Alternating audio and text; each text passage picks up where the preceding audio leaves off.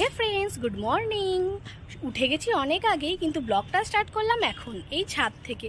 ছাদে এসে যা টুকটাক সবার কাজ থাকে, জামা কাপড় মেলা, এই যে পুচকের জামা কাপড়, আমাদের জামা কাপড় সব মিলতে এলাম। আর ভাবলাম যে সকাল থেকে কী করি সেটা তোমাদের সাথে শেয়ার করি। এখন শীতকাল, মানে অতটাও গরম পড়েনি, তো রোদে আসলেও যেমন গরম লাগে, আবার ছাওতে থাকলেও তেমন ঠান্ডা লাগে। তাও রোদটা এখন একটু ভালোই লাগে। চলো এবার নিচে যাচ্ছি।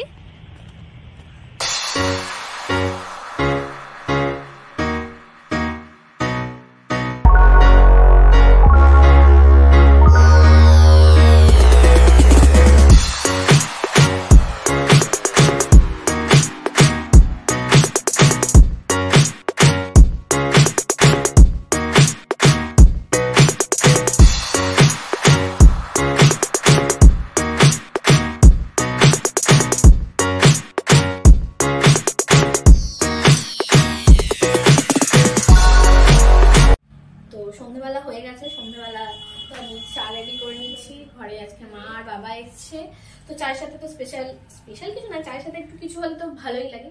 তো চায়ের সাথে সেই জন্য আমি পকোড়া রেডি করে নিচ্ছি। চলো ভিডিওটা পুরো দেখতে থাকো আর কি করি। মা আর এই যে বাবা, এই তোমার এই কথা সবাই গল্প করছে, আমি ওদিকে যাই, তাড়াতাড়ি সব রেডি করে নিই।